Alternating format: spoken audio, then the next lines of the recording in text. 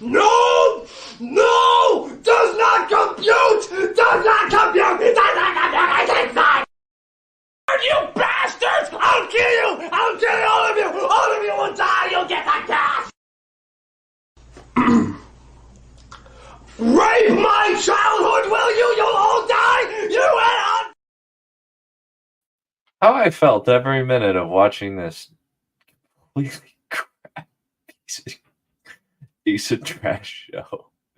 Anyway, let me bring on Crypto Scorpio. I imagine his reaction is less vociferous than this entry, but I just feel appropriately wanted to use. I swear to God, if you come within my arm's reach, I will strangle each and every motherfucking one of you in front of the goddamn camera, and they can take me to jail for all I care. You filthy sons of bitches. I hope you all die of herpes. Do you understand? You can't even die of herpes, and I hope you do. Maybe they could, like, get it on their lungs. Worst fucking movie in the history of movies. I could only dream of such eloquence. My God. Honestly, I love that. That stream. That video is so freaking hilarious. That's fair. Thank you for having me. Yeah, of course. Alrighty, so Rings of Power, Season 1, Episode 1. Inside the episode, I really want to hear what they come up with, since the most annoying part is that it isn't the actual writers that are talking about this. It's the actors. It's mostly the actors, and that's really frustrating. Because they should actually be giving their opinions on why they did these things. They don't. You think they're leaving? You think they're leaving the think they're leaving the actors out to dry? I would say to a certain extent, yes. Interesting. Because I don't see any other reason for them making it this crap and being this cowardly about it. Yeah, this show sucks ass. This show sucks. All right, let's. Hi, Jane. Hi, Codex. Good to see you, everybody.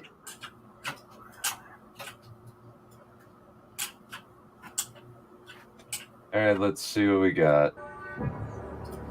Sauron is obviously such an iconic figure in Tolkien lore. Yeah. This season, we're going to get to see Sauron out in the open, making everything happen. Who is this man? He is no man. He is Sauron.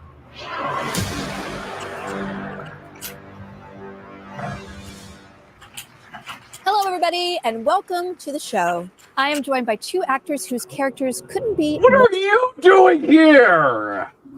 Yeah, that feels odd. What? Felicia Day is in this show? Is the host of it? that something. What? I like Felicia Day to a certain extent. Why are you here?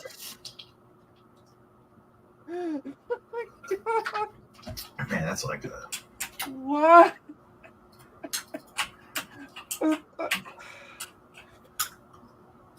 Admittedly, I haven't seen her in that many things, but she's a name you know. Like, you know, it's not supposed to be here.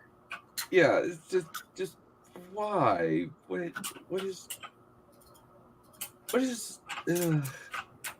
Why? Like, is she gonna be here the whole time? That's freaking stupid. I mean, is this gonna be like a one-time thing? Maybe? No, is this gonna be like a sit-down interview style thing instead of like a mini documentary? Maybe. I don't know. Ugh. I don't like some of that. Just, yeah, and also I like Felicia Day. Why are you trying to make me not like Felicia Day? Felicia Day's kind of cool. She's a nerd like us. She's kind of cool. Why they got her? It's Why they had to get her?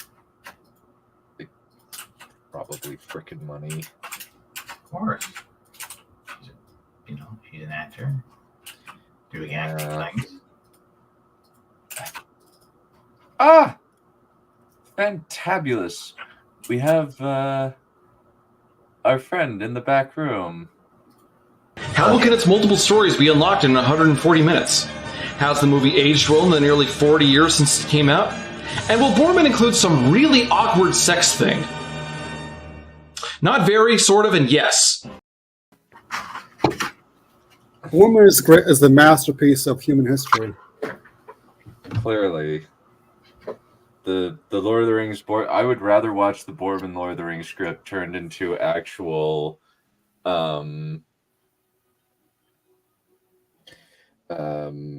into an actual movie as opposed to watching Rings of Power. What do you think, Valerian? Oh yeah, definitely. Whoops. Probably couldn't hear me from there. Yes, definitely.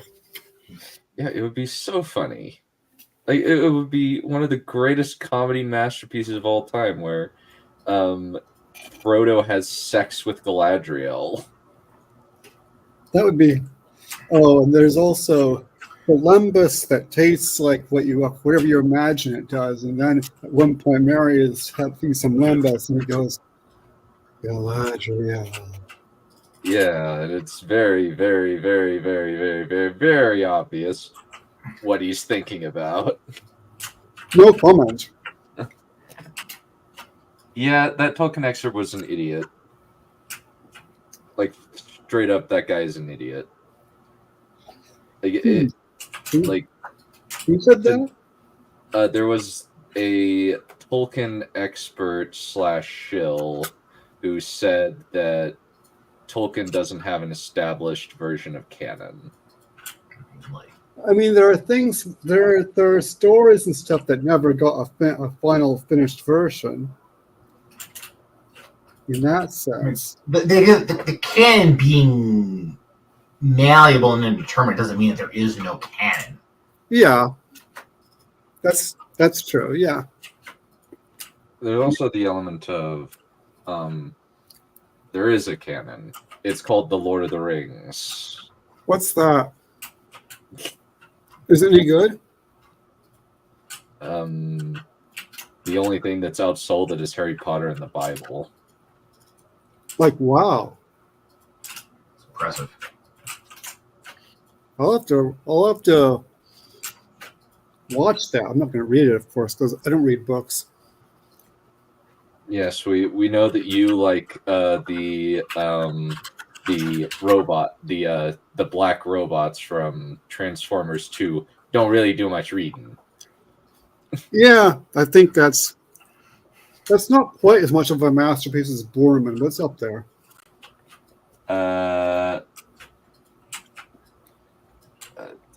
Logan. Oh,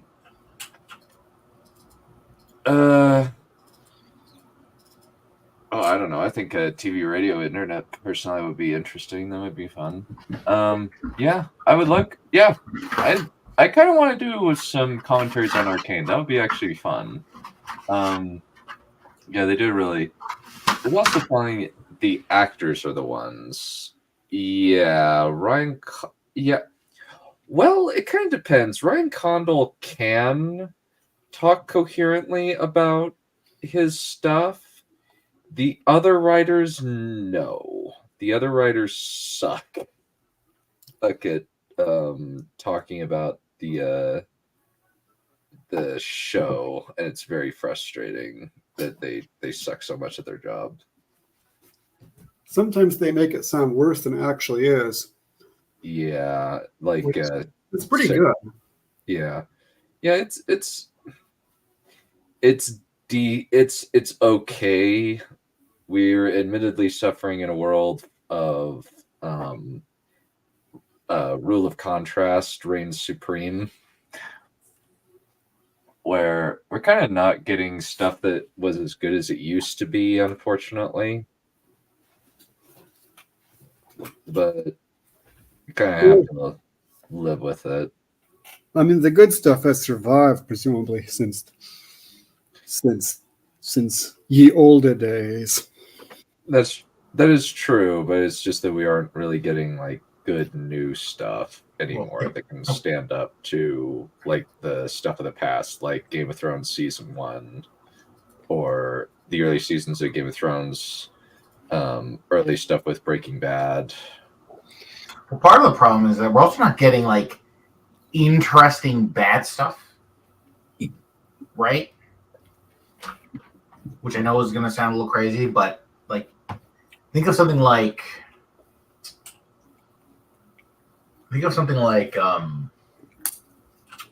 something like really bad, not like fake bad with like Conan, which is good, but like really just like, you know, bad, like Batman and Robin, right? That's bad, but like that's like fun bad.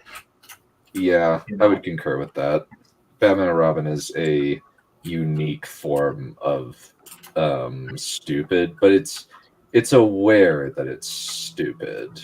Yeah, and it's fun for it, right? Whereas now with like, you know, bad superhero movies like Black Adam, which is just like, you know, I mean, like if not for The Rock, like if not for the sheer behind the scenes drama of The Rock, like trying to like what is it called? What creative clause his way into taking over DCU, then like there'd be nothing interesting about that movie. That movie just sucks. Yeah, I would very much agree with that. Honestly, yes, because the Flash is actually less insane and broken. Well, the Flash is more insane and broken than Batman and Robin. Batman and Robin is actually coherent by comparison to the Flash and the other DCEU projects. Yeah, that's fine. But yeah, the Flash is terrible. I refuse to watch it just on principle because, well, one, I hate Ezra Miller because he's a despicable human being who needs to be put in jail.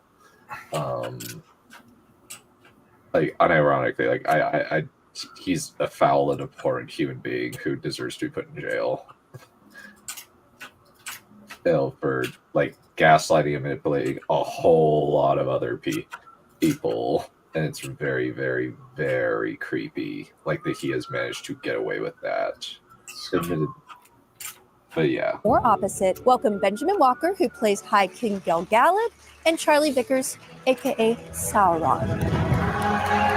Nice. Thank you. Benjamin, how did it feel to put these elf ears back on? It feels like coming home. I know it sounds goony, but we are such a nice group of people, and we've known each other so long that bringing the band back together is a breath of fresh air. Here we are back in Lindon, and one of the great things about a new season is having new characters and brilliant actors to portray them. Wow. Like this one. Mr. Ben Daniels. Hello. A lot happens in the first season, but the second season, it really feels like the gloves come off. And if you know the source material, you know we got a lot of ground to cover. Charlie, what was it like for you stepping back into Halbrand's shoes now that your true identity is out there? It's a pretty special feeling. I mean, for me, it's quite different because I'm sort of coming back as almost a different character. Yeah, there's that sequence that spans many years, showing Sauron recovering from Adar's betrayal, rebuilding his and it was terrible. It was freaking awful. Why is he freaking goop? Why is he goop? That's my question. Why on earth would he be goop? Goop, as in what's that chap's name? Slime. Odo, the skin changer chap. I'm sorry, you probably didn't watch Deep Space Nine. I have actually only watched 4 episodes of the original show and 1/2 Odo is. I'm sorry. Deep Space Nine is the best of the Star Treks. So I've heard. I'll stand by that. I stand by that. It's not the most interesting conceptually because that's Voyager, but it's the best executed by far, and it's also the most like. It's the most real because it actually portrays like a real conflict. Okay. Yeah. The Next Generation has some of the best and some of the worst. So it's kind of a roller coaster. The best stuff tends to be towards the later part of the series, though. Yeah, and then kind of like season 7, next TNG like hits its strength right in the middle of its seasons, but it burns out by the end of it all. Yeah, like maybe season 5 might be the best one. Yeah, season 4 and 5 are going to be the best of TNG, and that's in the running for the best in Star Trek. But by season 7, it really, and you can tell that they just don't have it. There's just nothing there for them. They're running out of material. Eventually, all good things had to come to an end. Yes. And the films, well, I didn't watch all the films, but the first film was kind of Yeah, but the series overall is good, and but DS9 really like that's the secret sauce.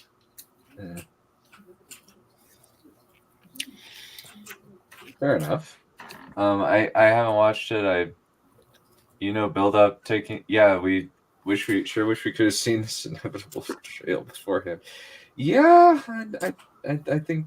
Well, yeah.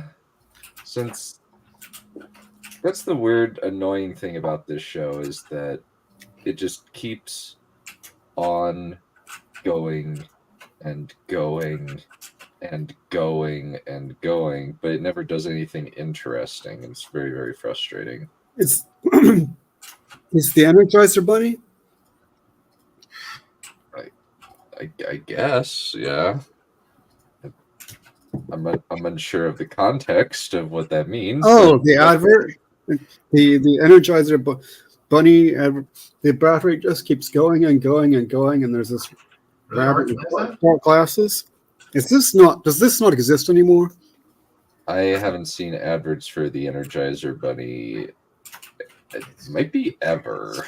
That's trash. That's one of the all-time great advertisement gimmicks. This is tragic. It's like the Geico Gecko, but for batteries.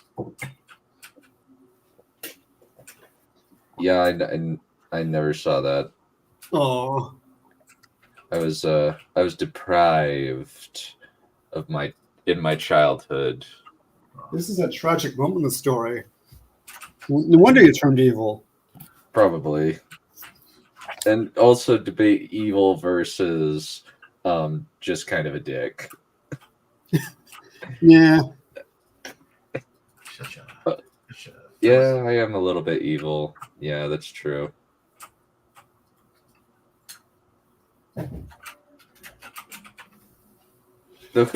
Which of me is... Well, which is worse, me or David Benioff and D.B. Weiss? Oh man, that's rough. That's rough. I don't know. Evil, not stupid. I don't know, man. Yikes! Yikes! That's deep.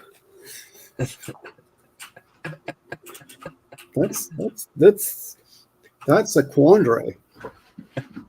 A quandary for the ages, indeed. Yeah.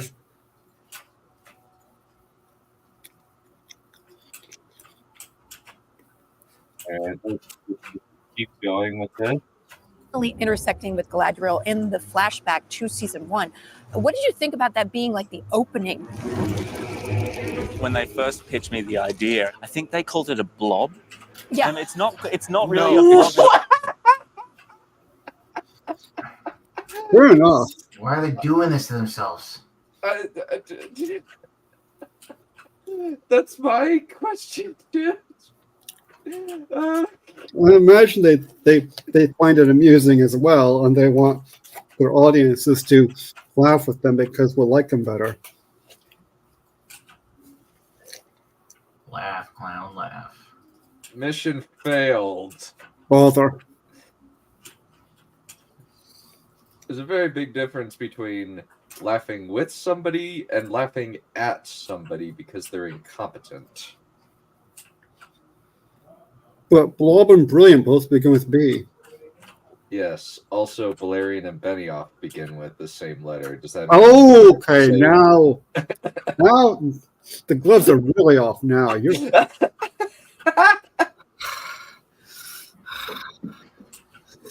I win. Die. No, I don't think I will. That's very rude. Ask nicely.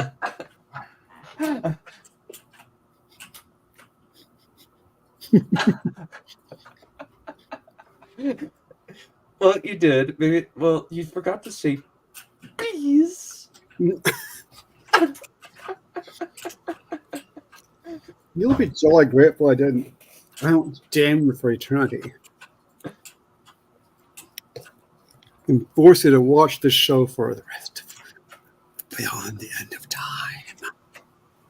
Bring it on. Bring it on. You need that llama again, or the other chap. The chap with the bring it sounds like a gas chap. I know exactly what you're talking about. This one sounds like a gas baby. Bring it on. What is happening? Yeah. It's more like a collection of worms. That's to have not that whole prologue better. bit tell the backstory of Sauron was really special to see. But it's also like the characteristics of it are kind of beautiful, dark, sinister, and vicious. What? You mean those bugs? You mean those bugs? One at a time. What Valerian? You first, and then Crimson. Those bugs or whatever he said it was beautiful and all that. I think that was more referring to in regards to the visuals of the. All right. I can't. The freaking glob. It's freaking. It's. What is wrong with this? What is wrong with the show? This is nonsense. Oh my gosh. Did you have a movement coach when you were the Mormon Glob? Yeah. It took me many weeks training that. What is this glob? The thing that I always was trying to do was just to try play every moment genuine with Halbrand. And everything else was kind of there in the writing. Because if you're kind of winking at the camera or like twirling your moustache, you start to think, oh, there's something going on here. But I like that on second rewatch, you can see that there's layers to it. No, there isn't. I will never forget that. It's just and I'll see terrible to it that no one writing. else does either. Sauron left Galadriel behind, but she was really his partner in a lot of ways. I mean, even in my mind, I'm like, oh, there was a genuine connection between you and Galadriel, but it was there. It's always mind games with you. I think any. Why are you asking them? Why are you asking them? They are not the writers. They didn't come up with this crap. Who's the lady? Her name is Felicia Day. She's a famous geek. A famous geek, you said? Yeah. As in G-E-E-K? G-E-E-K? Yeah. Okay. She's been in multiple geeky projects. Like she's a very much a fan favorite for a lot of mostly Joss Whedon projects. Yeah, that's where she pops up a lot, which tells you all you need to know, really. Yeah, but she's also just like in general, she seems like she is just a cool person. All right, fair enough. Like a lot of people like her because she's very, very cute. Yeah, she's kind of cute. But the main thing that I'm just like, what is the point? Like, why are you asking these actors a question that you should be asking the freaking writers? Or did the writers ever turn up in this? I have no idea. So I don't think they did. That's kind of weird. That's unusual. A little bit, yeah. It's something. It reminds me a little bit, though, of when people would ask Benioff a question and you'd make one of the actors answer it. Yeah. Like a true professional. Yeah, that actually, there's some scary parallels. Actually, that's actually not a good thing. That's really bad. That's a really bad sign. Not a desideratum, certainly. Yeah. Yeah. I hate these guys. The person that he works with is all for his own benefit. So he worked with Galadriel because I think he thought that she could give him something. She could provide him a lightness to his darkness. You know, we joke about his most basic form of the blobbiness. Yeah. But he's parasitic in that, like, anything that comes by, if he can use it, he's going to take it. Elrond just informed me your companion, this Halbrand, was not who he claimed, yet you chose to withhold this from him and Celebrimbor. Who is this man? He's Gil-galad handles Galadriel's revelation that Halbrand is Sauron in a really awesome way. It's kind of like this throat noise. Like, Oh, yeah. I've been asked this before. I'm actually... You can't see me, but I'm just rubbing my eyes in frustration. I'm just like... This is like peak. This is like peak Hollywood here. They're like they're feeling like geniuses for like the smallest thing. Yeah, and it's so annoying. I just it hasn't been renewed. If it was, yeah, Fallout was a big success. There were some people that did not like it.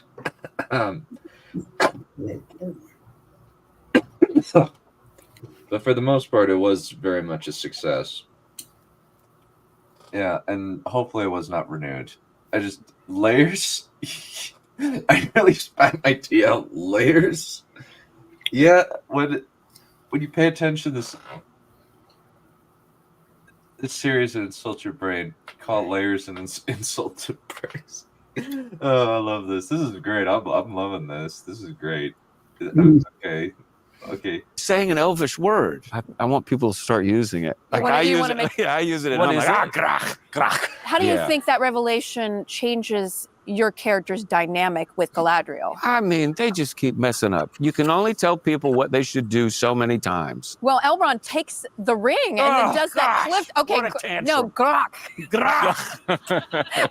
What's great is that everyone has a point of view and it's justified. There's nobody who's really in the wrong. It's just a very... No! Sorry. What?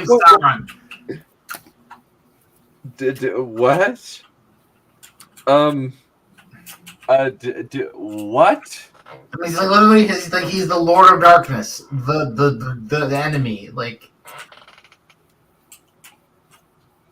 I mean, are they only referring to the good guys? The good guys?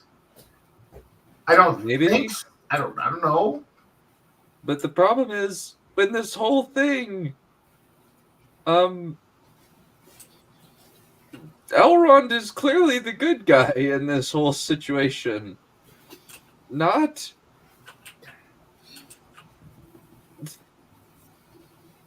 It's Elrond is the person who's in the right. He is the person who is the least bad in this whole situation. Well, who's the bad guy? Honestly, it's Gil-galad because he's a moron.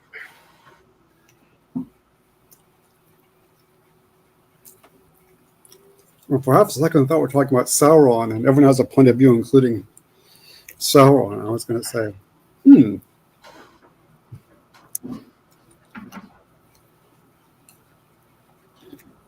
Well, I guess it is propaganda. It is anti-Sauron propaganda, Lord of the Rings. But you knew that. Are we due for a dramatic reading of The Last Ring Bearer? What's that?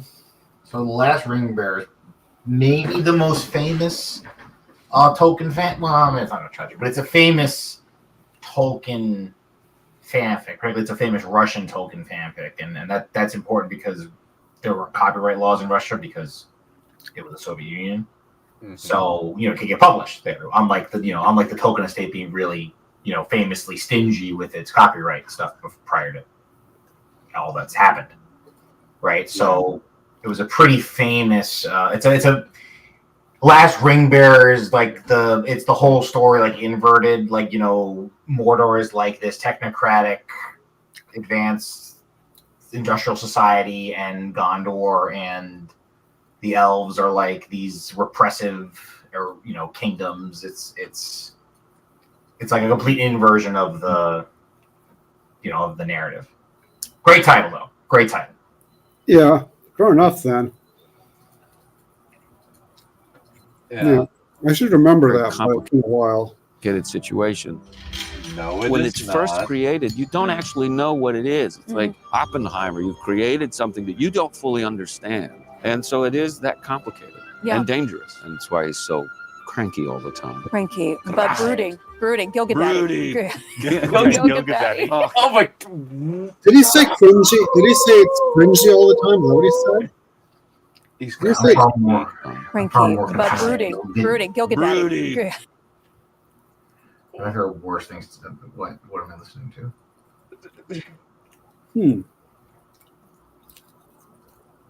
The fact that he, I hate the fact that Gilgad Daddy has become a frickin' thing. That's frickin' stupid. It's so that wrong. Is so stupid. It's so wrong. I hate it. I hate it. I so bad. I hate this. It's so dumb. I hate this place and I want to leave. I don't want to live on this planet anymore. I've felt that way for decades. Yeah. I don't want to live on this planet anymore.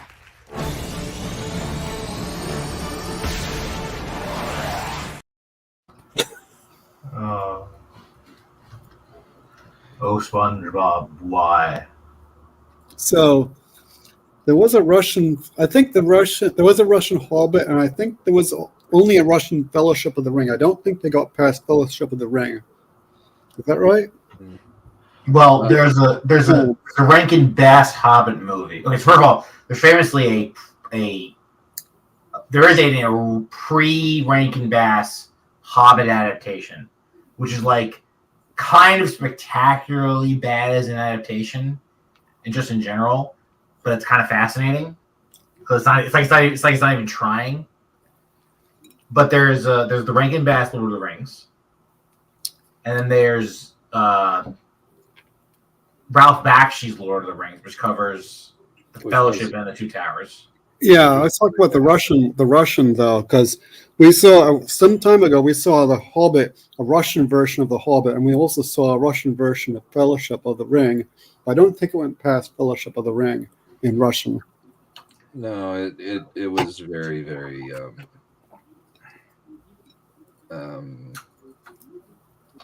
I would put it. Very mediocre. Would not recommend that at all. It was a really, really awful, kind of a bad movie. Kind of fun bad movie. Yeah, it was fun. What I'm remembering is Lorien was like a drug dream. That's what I'm remembering. And I'm remembering, what's the other thing I remember? They actually had Tom Bombadil in it. Just to kind of correct the record and make sure that we are being as fair and balanced, even though I don't think these people deserve it, they were saying it in the historical context, not in the case of the movie Oppenheimer. So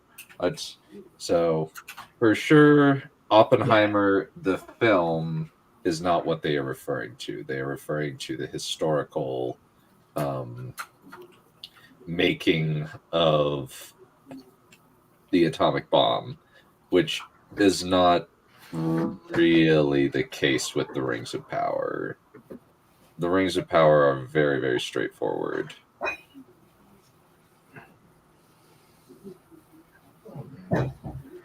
Let's keep going. Gilgamesh. Oh, gosh. Did you look that up on the internet? No. What does but it mean? it was sent to me. We don't have to talk about what You know, it means. you might not. I'd rather not. Oh my gosh, I hate this. The light of the Eldar has faded. Coals too long removed from the hearth. You had a song Screw in your this episode. stupid You were metaphors. actually quite amazing. Are Oh, you thanks. a trained singer? Yeah, I'm a song and dance man. When I saw that our High King was going to sing in Elvish to mark the moment where his people are leaving Middle Earth, I'm not sure if there's a more Tolkienian thing to do at that moment. The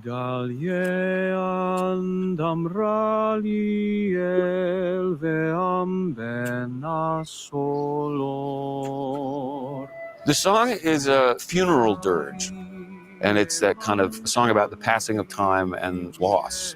At this point, we're kind of accepting doom. We have to leave and return to Valinor and abandon Middle-earth to its own devices. It's unique because it's in Elvish. That's the first for me. But Bear wrote the music, and Leith McPherson's our voice and speech genius. So, I mean, I felt really supported. Okay. When the set design is so vast, how immersive does a scene like that feel for you? Is it easier or harder to act? I think it's easy. I think that's the beauty of working on something like this, because there's so many hours of craftsmanship and so much dedication put in from the crew. You get to walk onto these sets that just do half the job for you. This one turned itself in, Lord Father. Can you talk about some of those scenes at the camp? One of them comes to mind when Sauron has his face in the dirt. I remember it really well. We were in a tiny little set where you could hardly stand up. And I had the chain around my neck was like a proper chain. That moment when I lie down, I remember we did a few variations of it with Charlotte, because I say, I love to serve a lot of Mordor. in that moment, Adar thinks, oh, sweet, yeah, he's bringing allegiance to me. But I'm like, no. Nuts. It's actually a bit of an oversight from Adar, really. Yeah. He took his eye off the ball. But there is something in gets that what's coming scene, to it. where I think that Just pointing out the bad writing.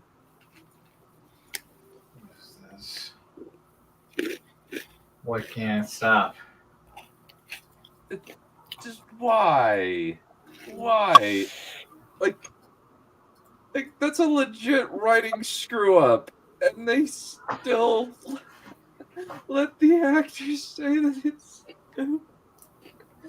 What is wrong with it? Why am I in Clown World? I hate the fact that I'm living in Clown World. I'm living in a clown. Why? We're living in a clown planet. Yeah. and Sam and I spent a long time talking about it, where there's almost an acknowledgement that Adar knows that Halbrand is Sauron. Sod off. What? That makes it worse. That makes it so much worse. Who thinks? Who thinks? Who's on the Sauron? Excuse me? Adar. Sam and I spent a long time talking about it, where there's almost an acknowledgement that Adar, the guy Adar knows. The guy who hates Sauron with a fiery passion wants to kill him. That's not good. That's bad. That's the opposite of good.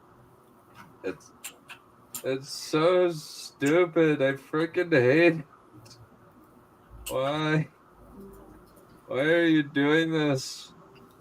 Why are you making this worse? Why are you making this so awful? I hate this. They don't have to do this.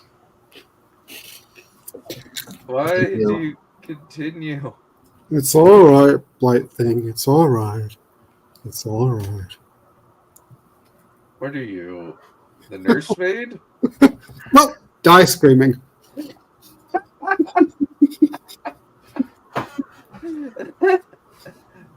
No, I get it. You're Mama Balerion now. What? Die!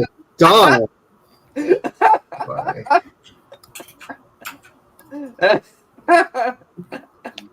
What? Don't you want to be dead Mama Balerion?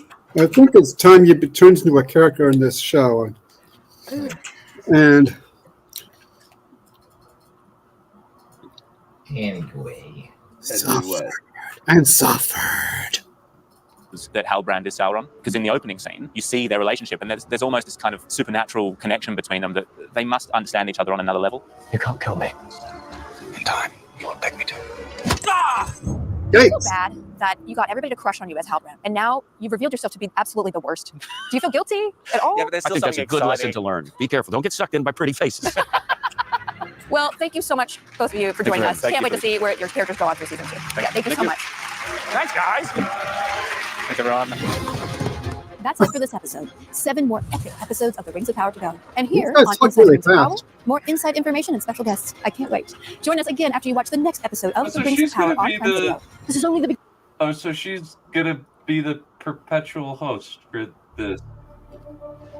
Season 2 is all about how Anatar inveigles his way into Celebrimbor's world, seduces him to being an unwitting accomplice. There are big problems in Khazad-dûm. You will see us. Which episode is this?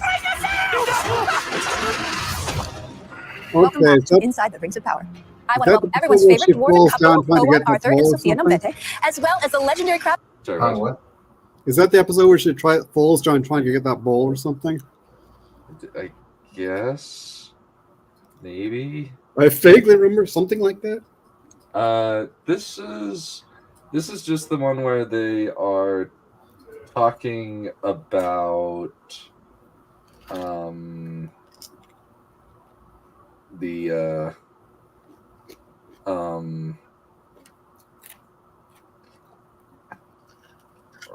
it's something to do with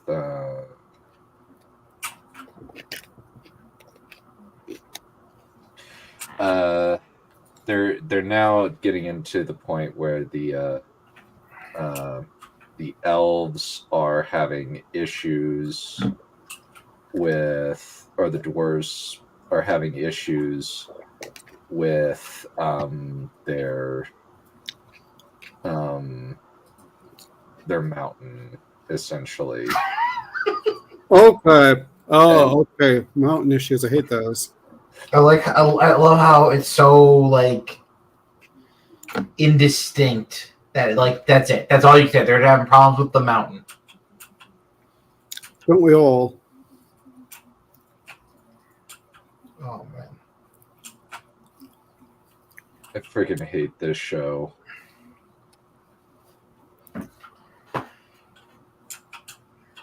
Oh man. Well, no time like the present. Yeah. Husband himself, Charles Edwards. Welcome, friends. Thank you very much. So I want to ask the obvious question. What did it feel like to be back for season 2? Sure. Oh, well, very excited because I knew where we were going with Celebrimbor's story. And it was left on a big old cliffhanger in season 1, so I was really looking forward to getting started on the meat of his story. Yeah. And what about Khazad-dûm couple over here? How did you feel about getting back on set? Yeah, I mean, it was interesting going back home, wasn't it? Do you remember that first day on set where it was really comfortable? It's like putting all slippers on. How was the mines? What was really exciting is not only coming home to a Khazad-dûm that we knew, but it had expanded. The set this season was Twice as big. There were The various markets, sections to the- it. Markets. Oh my goodness. You know, And the big corridors and stuff. She was shopping every day.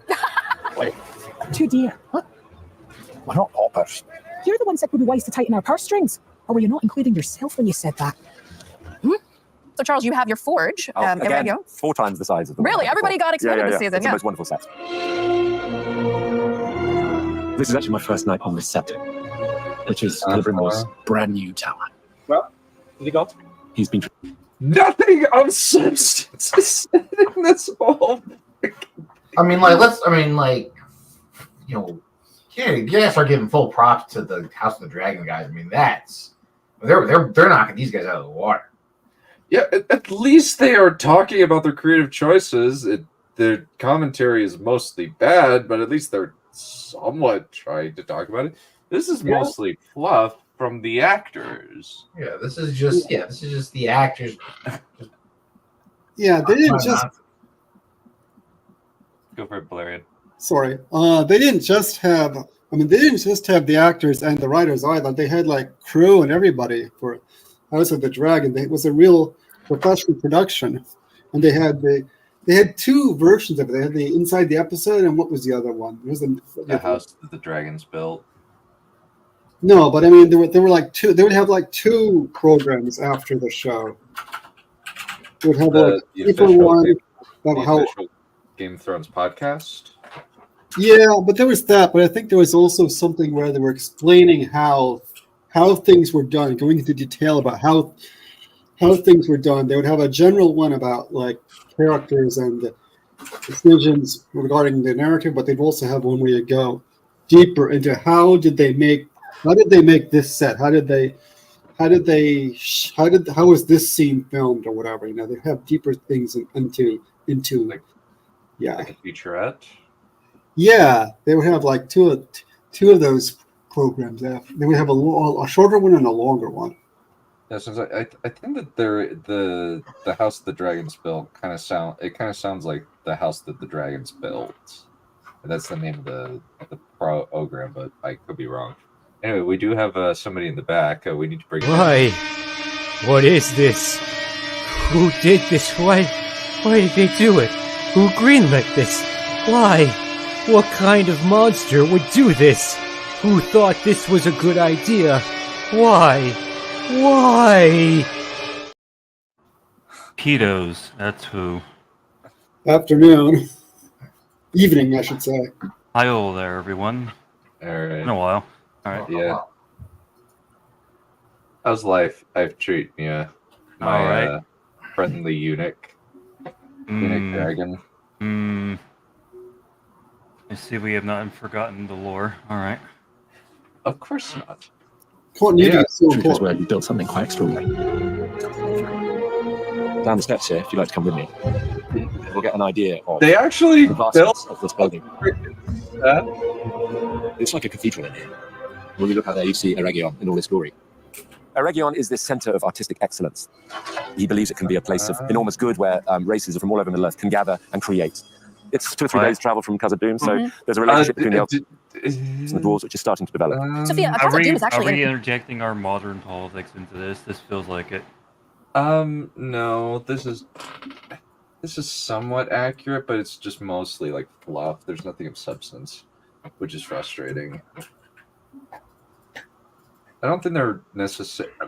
It was the original intent of Eregion that it would be this center of incredible artistic excellence. That's why Celebrimbor let Sauron in, was because of what he was promising. And Was this like an art? What I meant by that was it mostly meant for the elves, or was it for other races in Middle Earth as well? That's what I was getting at. It's purely elves. That's what I mean by that. That's what I mean by we got our current year interpretation of things being interjected. It can't just be this not necessarily utopic kingdom. It can't just be this nice kingdom. It has to be particularly a kingdom of all peoples.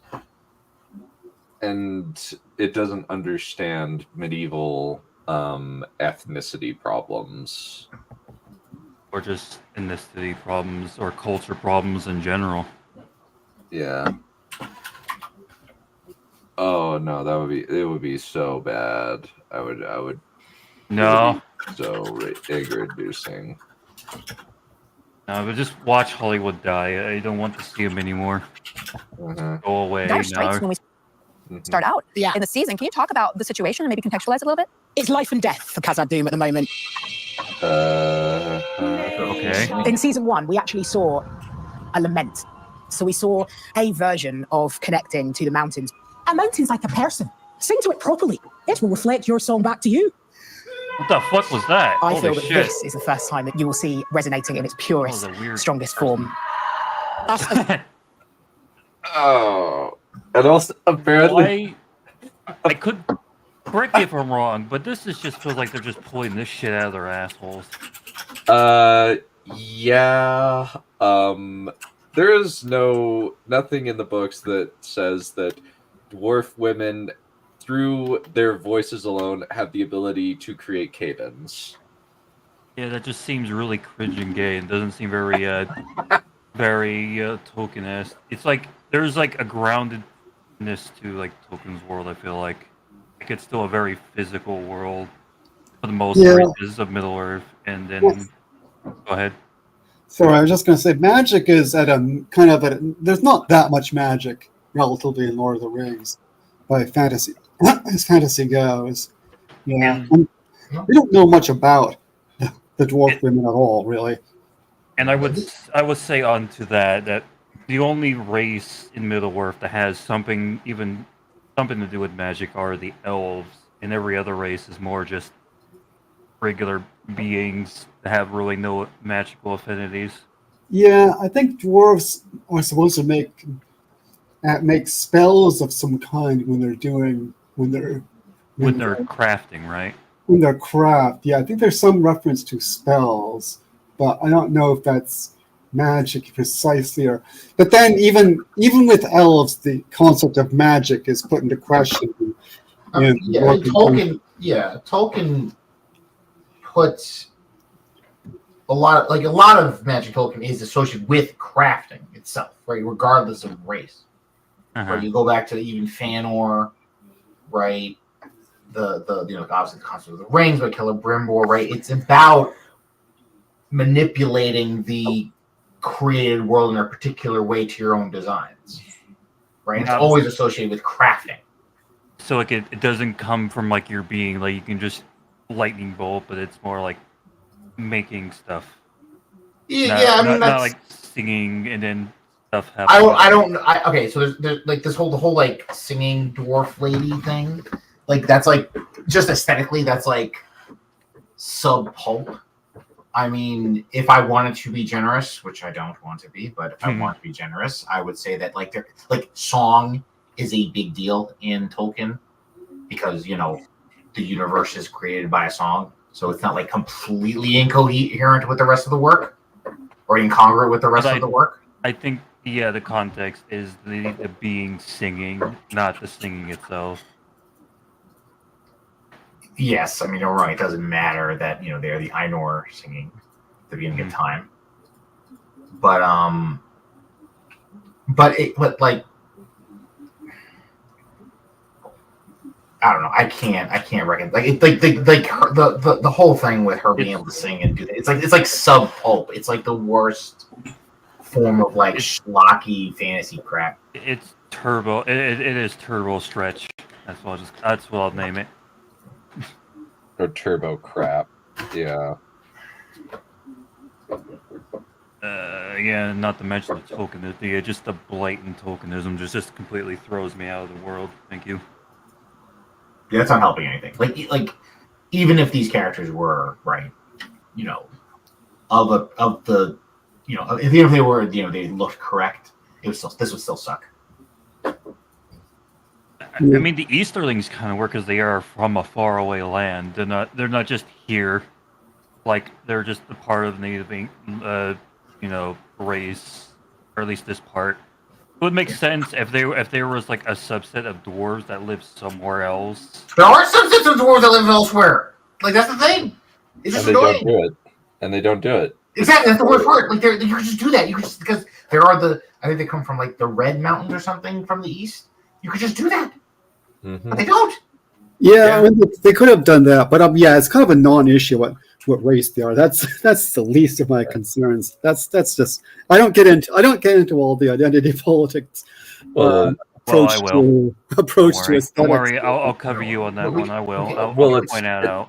Well, kind of, it's not even like identity politics stuff. It's just that the genetic makeup of these dwarven cities appears to have one, and like every single place, including the Harfoots, has one token black person. Every place is like a suburban sitcom. And they just don't understand how medieval ethnicity worked back in the day, where not in the sense of Europe. This is a European inspired by Europe. Well, even just taking a look at like current current year, you can recognize somebody who's Japanese pretty easily. Mm-hmm. Same with somebody who is from the Sudan, or it's less easy with somebody from Russia or Germany, other than the accent. But They look completely out.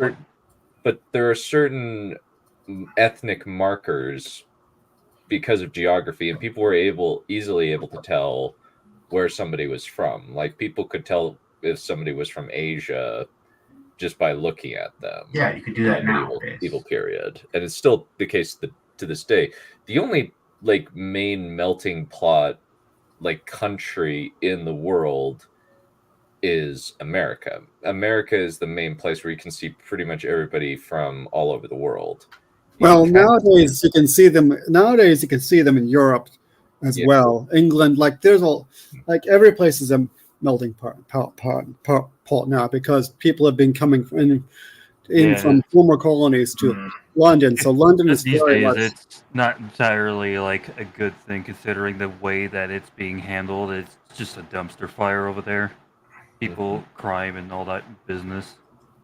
Trying to get people from other countries who don't want to assimilate into European culture, trying to destroy that culture and all that business.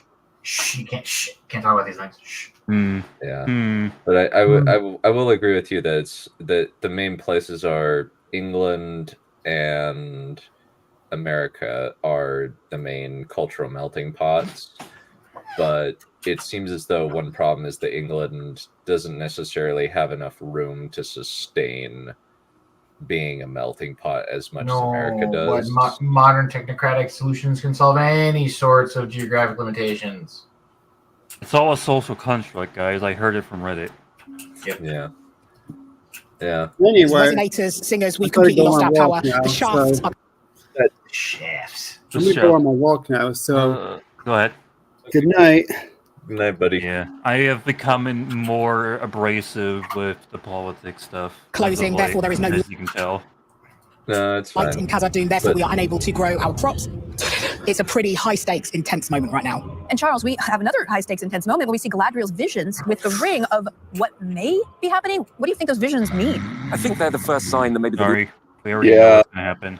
That's so stupid, and it's just why are you asking the actors? Ask the writers why they are doing this crap. It's so frustrating. Because they don't have anything. Do you think if they were competent in that particular thing, they would say it? They obviously are hiding it. Yeah. The audience see when you wear one of these rings, you can have access to visions of the unseen world, of harbingers of things that may be to come. No. So, can I ask you one question? You seem like a very intelligent, brilliant artist as a person. Yeah, and as a character. Why did Why did you let Halberd in? All right, let Halberd in? I mean, I'm going just fine. Agreeing at the screen. Why would you break your promise to Galadriel like that? What he because Galadriel's a freaking idiot.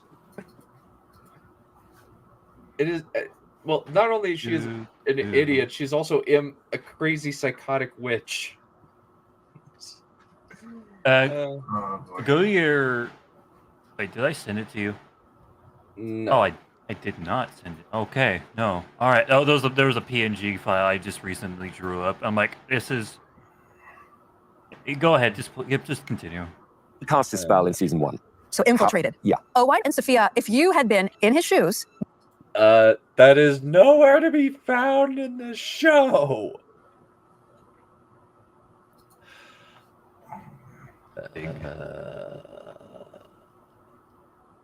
Here, this is what I'm calling the entire cast right Is now. also nowhere to be found in this film. Word. Man, that's hilarious. I love it. Oh my god. That is hilarious. Yeah. That is amazing. The enemy is fake and gay. Oh man, I'm just. Would you have let Halberd in? Charlie Vickers turns out to be a good guy. Real laughter. Come in. What do you want for breakfast? Yeah. A piece of ears? Yeah, I probably would, yeah. And for all of you, what did you make of the revelation of Anatar? Oh, it was amazing. Oh, Oh, it You were was there. so. Yeah. Talk a little bit about Sorry, I was at the edge of my sleep. Fuck you, fuck you, fuck you, fuck you, fuck you, fuck you, fuck you, fuck you, fuck you, fuck you, fuck you, fuck you. No, just listening to this man just being just upset makes me feel good. Because all the times he made me upset, it's payback. You're upset at this crap too. The reason I came on was just to watch you mold. Which is understandable, but it's still a mold. Oh, man. We're all molding. Indeed, I am pretty pissed. that. Filming that. Well, it was as you saw, that the fire was doing that. So it's real fire. Yeah, it's hot in there. And to go nearer and nearer, and they go, yeah, Charlie, a bit nearer, nearer. And I go, really? This is huge fire going on. Celebrimbor is a very smart. He's a leader. He's a No, leader. he's not. He's a leader as No, an he's artist. not. No, he's not. No, he's not. Shut up. The lie detector test, that was a lie. You are a pathetic junkie. Too stupid to understand and follow simple rudimentary instructions.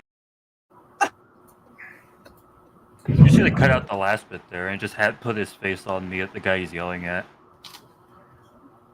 You need to get some editing software. But I just... So why does he see that he's falling for Anatar? When Anatar reveals himself out of those flames as this messenger from the Valar, he has revealed himself as essentially a god who is here to help and advise. I can unlock your grandest abilities. Never again will the world overlook you as the mere scion of Feanor, but forevermore revere you, the Lord of the Rings. He said the thing. He said yes, he did say the thing. He did say the thing.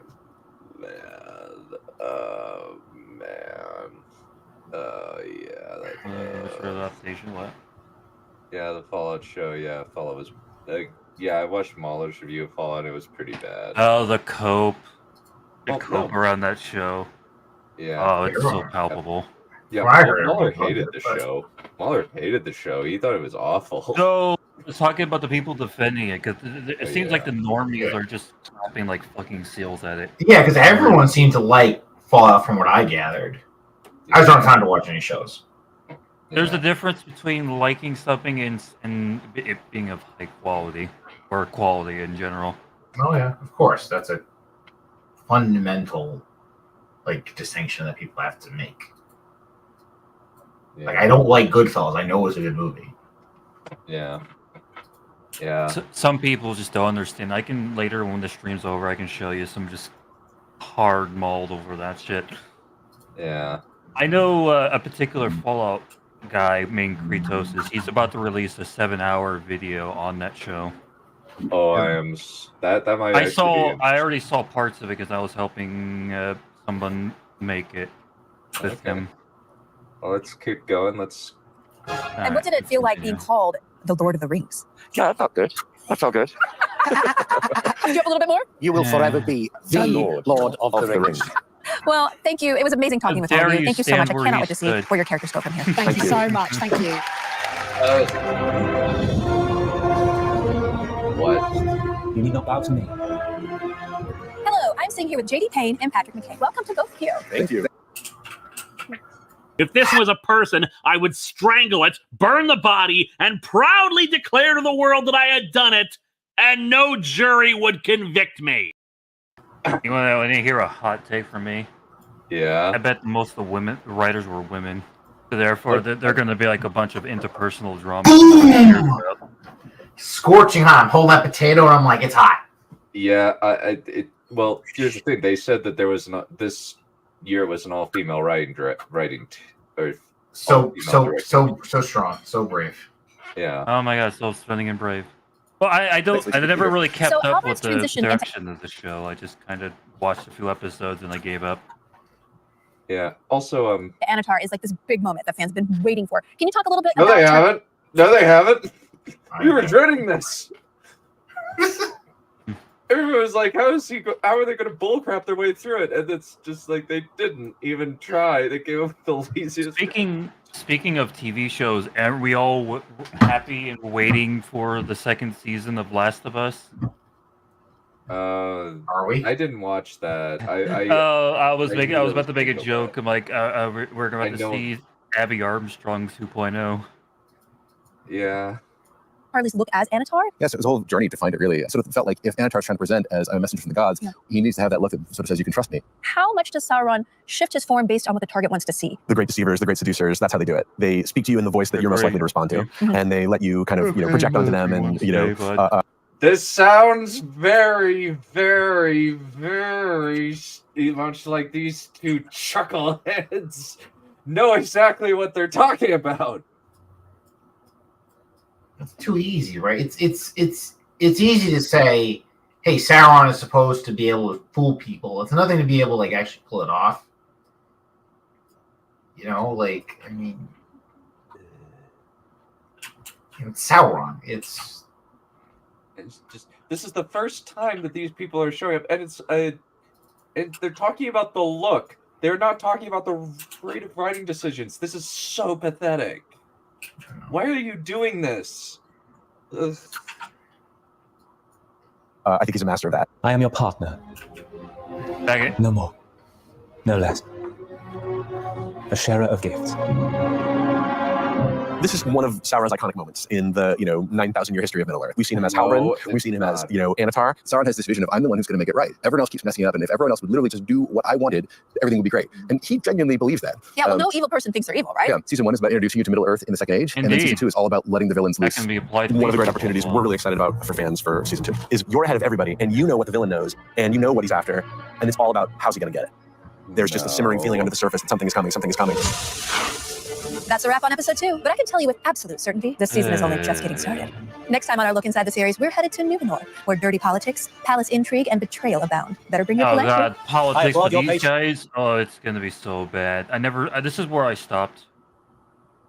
Yeah. Oh god, these people with politics, it's gonna be a fucking dumpster fire. It's literally just be World War II brain. Yeah, it's very much. It is angry Austrian painter bad. You're not going to tell him. You're not disagreeing with the post-war consensus, are you? Well, the worst part is just that these people are in. The worst part is the battle and the ending.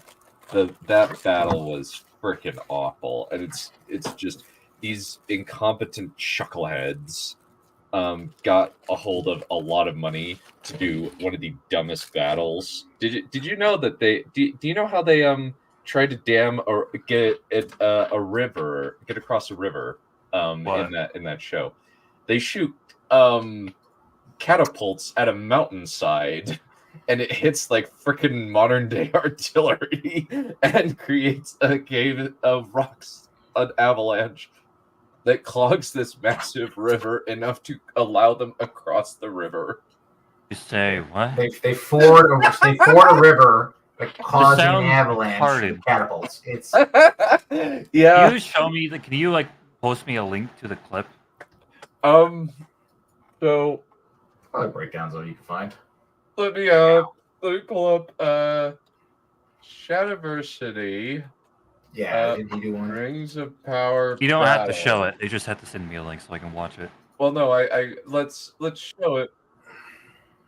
Let's no, like we can show like a little bit of this on screen, I think. Okay, I'm starting to remember. Why am I even like shocked? I'm starting to remember the first season. Like they did that whole fucking volcano thing. Never mind. Okay. In fairness, like it's like a different kind of bad. Like there's like the not understanding the theming and the lore bad, and then there's like just like schlock action crap bad. So watch. They're shooting at this, and they are creating see this river. That is very far away. Yeah, not even you need the catapults from fucking Lord of the Rings were that fucking powerful. Or yeah, and then they had those catapults in the Siege of Minas Tirith. They had to get turbo close to the city itself to be effective. And then it doesn't work in universe. Yeah, and lose force over time, over distance. That's how it works. Yeah, and look, It hits it with the strength of a house, sir. And then it creates an avalanche that completely and successfully dams the river. That's about the size of the Mississippi. What? That animation looks a bit jank. Yeah, like look at this. Look at how stupid this is. I think I might have to retire early. And then they also have this. No, you got James Knight right here. You need to pull up the fucking the old wolf clip. Physics. Yeah, physics. Also, guess what that thing is? Guess what that thing is? I don't know. It's a thing they're pulling. Yeah, it's a thing. Like, what's your best guess? What do you think that is? I'm not gonna say that. That can't be something. So how it works is that these guys have this device that's called a Ravager that's designed to break down the wall. Guess how it breaks down the wall? How? They're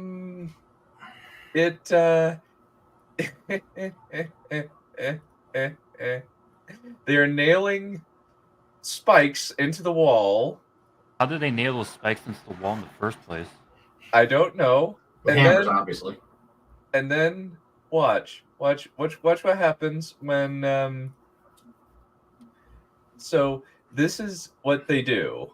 This is what this thing is designed to do. It is designed to pull chunks out of the wall like a reverse crossbow.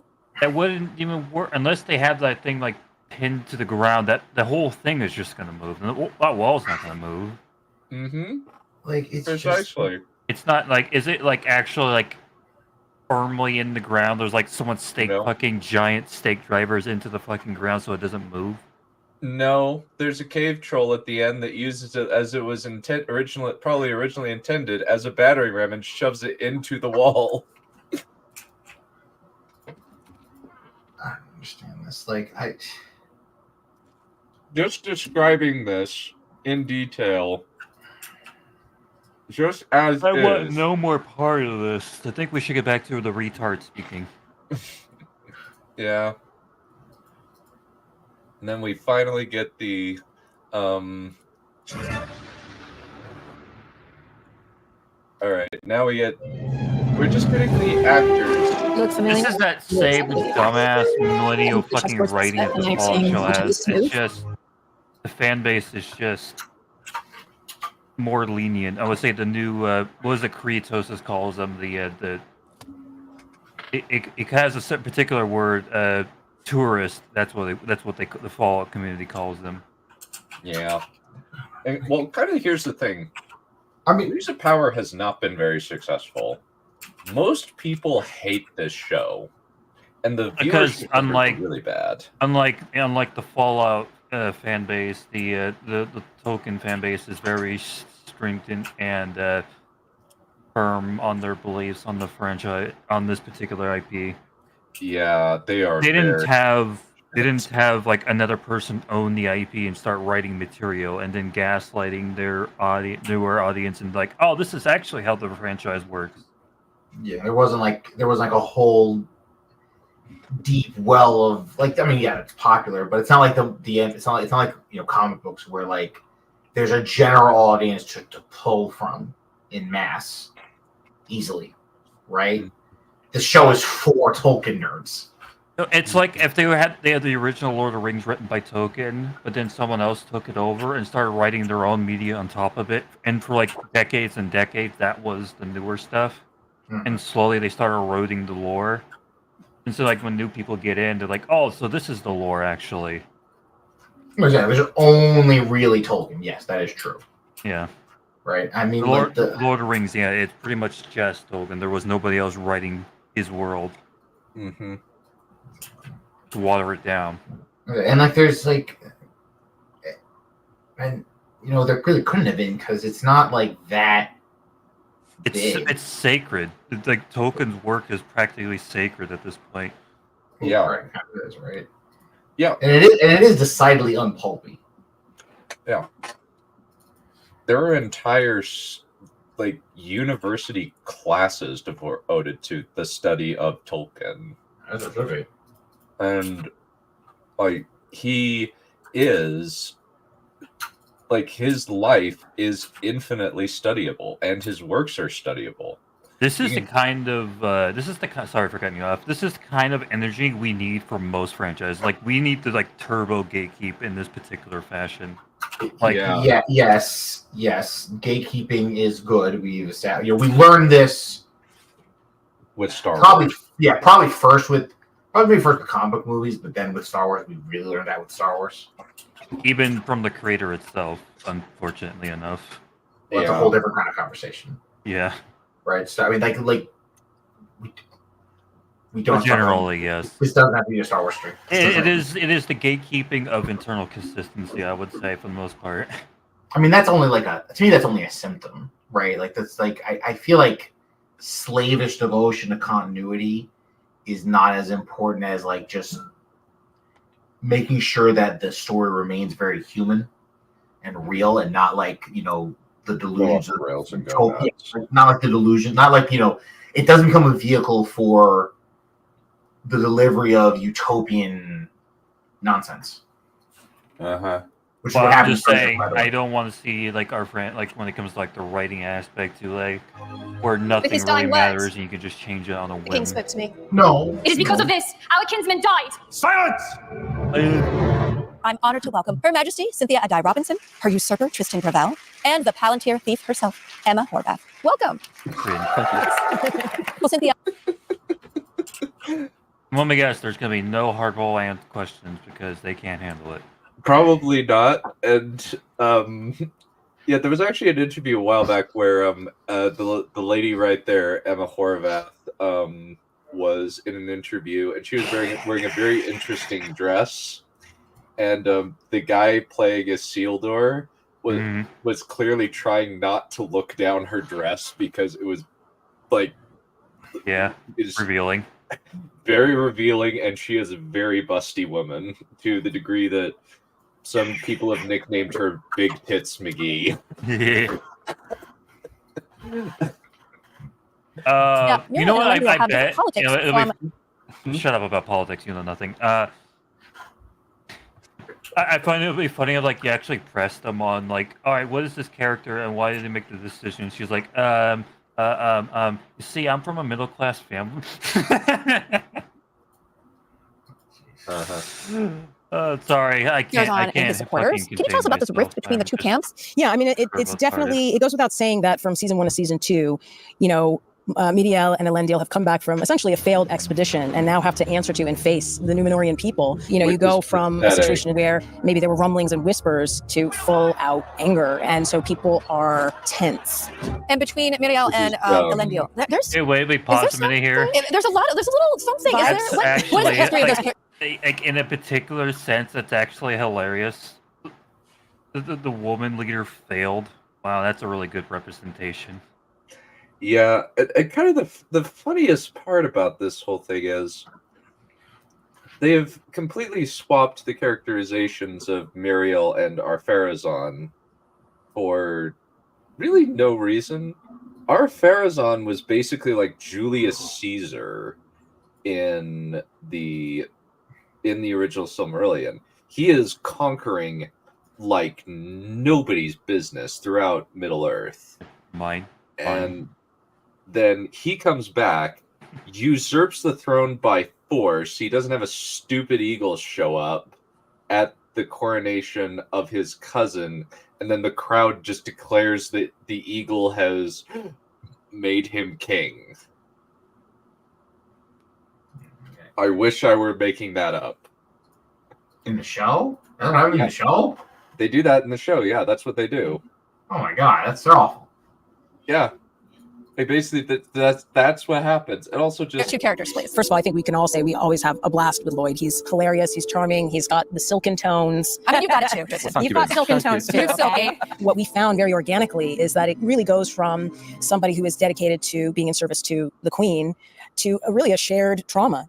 Tristan, Farazan has grand plans Yeah. this season. No, Not he all of doesn't. him objectively good. What is your approach to playing a character like this? See, I think he gets a bad rap. Everybody calls him, You would. he's Machiavellian and all the rest of that. Niccolo Machiavelli had a bad rap. He wrote a survival guide for very turbulent times. You've got to look at it this way. In that Numenor, they have a deceased king. They have a queen who's very vulnerable at the moment. She's been blinded. She's come back from a war that shouldn't they have gone. And you've got very powerful people in Numenor, and they will want answers and they will want strong leadership. So do you go with a vulnerable queen who followed a weak-minded sea captain who followed an elf? Or do you go with somebody who's well aware of his own destiny? And I'd imagine you go with the latter. Why are you so... Man, that's like, if only he wrote the fucking show. Like, Oh, that's such a detriment to their fucking worldview. That's hilarious. how so? Please elaborate. It's like, women power and then they portray themselves as incompetent. That's funny. That's what I mean. Yeah, and also just the fact that they're like even the interviewer is shipping Elendil and Muriel, which is really weird. Because that's not in anything. It's so dumb. Yeah, go ahead. No, I was finished. Go for it. It's like that they're obsessed with relationships and stuff. It's so weird. Oh, It's yeah. It's telling what their minds are turned with. That's just girl stuff. Like, I mean, like. Yeah. And I think that the problem is not that it's that it's relationships. The problem is that they're relationships that don't service the story. They're just there. And they don't do anything other than to create a ripoff of the scene where Aragorn gets Anduril. And Probably because they replicate that whole thing from almost beat for beat. It's almost it's really offensive, honestly. It's almost like they are hack writers and know nothing, so they so they only write what they know. I wonder what I heard that from. Yeah. Emilio Pagliulo, Fallout 4 writer. Yeah.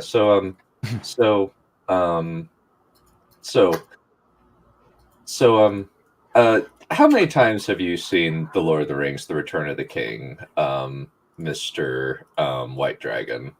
Many of times. How familiar are you with the scene where Aragorn gets Narsil? Barely. Why? Okay, watch this. My friend loves that scene. Oh no. What are they gonna do? Become the queen. You were put aside the sailor. So it's actually really funny. Like, watch. Reclaim your lordship. Reclaim your lordship. And with this sword, your destiny. And then the move.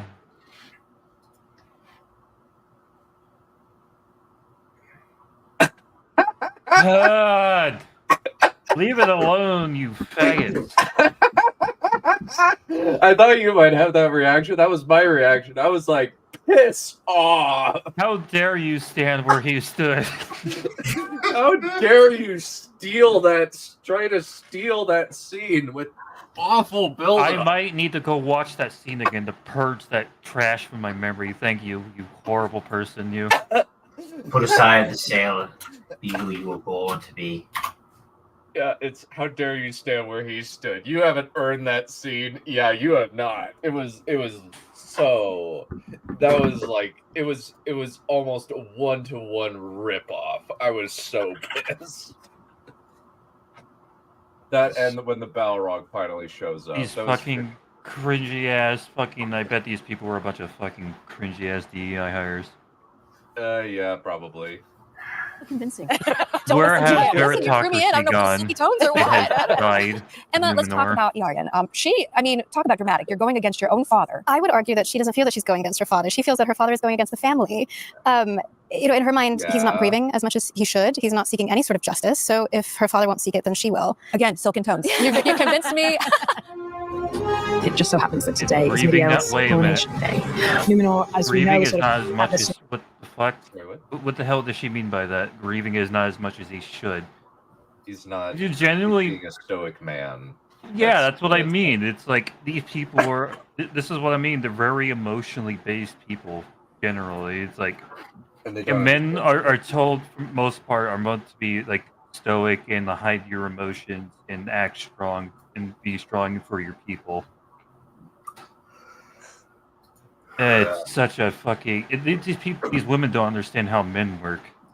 No, they don't, and they especially don't understand how soldiers work. They also set up this Numenor so horribly because We do look at such reckless hate. Because here's the thing: they're supposed to be like medieval space marines or Spartans.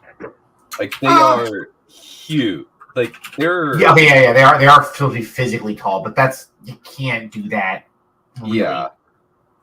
They have the most powerful military on the face of the planet. So much so that Sauron's own armies ran from them. Yeah. Like the fall of Numenor is like it's one of the cooler things in the backstory. If you're not like as long as you're not obsessed with like, the Ainur and the Valar, like the fall of Numenor and the Sons of Feanor are probably the two coolest things in Tolkien's backstory. I think. And, I would agree. And it's very short. Well, at least the fall of Numenor is very short. It's just relatively speaking compared to what compared to it's very condensed compared to the amount of time it covers. Imagine a Peter Jackson Fall of Numenor like movie or show back in a little bit after the Lord of the Rings movies came out. Oh. I mean, could I imagine it? I mean, maybe. I don't know. I like Peter Jackson, but I don't think that he would be well suited to that. Because it's fundamentally a tragedy. It also requires a real attention to. Yeah, it requires a real attention to things that maybe he didn't quite get right. Like here's one. Like, I'm not a stickler for adaptational fidelity necessarily, but here's something that I know I like more in the books than in the show or in the movie. Right, like the scene with the mouth of Sauron. Right. Yeah. In the movie, right, Sauron. Okay, forget the fact that the mouth of Sauron looks like a big, scary demon, big mouth guy. Right. Forget that. Right. Mm-hmm. In the movie, right, he kills him. Right. He cuts the guy's head off. Right. He doesn't do that in the books, and he doesn't do that because Tolkien is making a statement about Aragorn not betraying like the sacred parley space, and not betraying, not sullying the dignity of his office as king. Whereas the mouth of Sauron is like a threatening, posturing asshole, right? That's important, right? Ar-Pharazôn is he is kind of a scumbag if you just look at what he does and like read the story. But there's so much potential there for character expansion because he is a brave man. I mean, he does lead his armies himself, and that is worth something. And he does go to fight Sauron. He is afraid of death, and there's a lot of room there. But that requires grappling with those very human fears. Yeah, but they aren't going to do that in the show, or at least they're not going to do it well.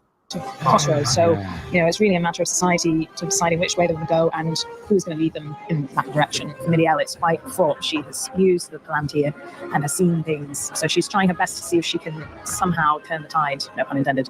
So a Palantir can be a very dangerous tool, especially in the wrong hands. No, it can't. It's a telephone. What did they do to the Palantir? Because I remember I watched a couple of war videos on the Palantir to catch myself up. They are pretty much communication devices. Yeah, they made it into a future seeing device, like the Mirror of Galadriel. But why though? I don't know. It's because they know jack shit about the Tolkien lore, and they're like, "Oh, magic thing does magic thing." Yeah. Why? It's not supposed to do that. You think they care? It's Or they're just too stupid. Yeah, to actually understand.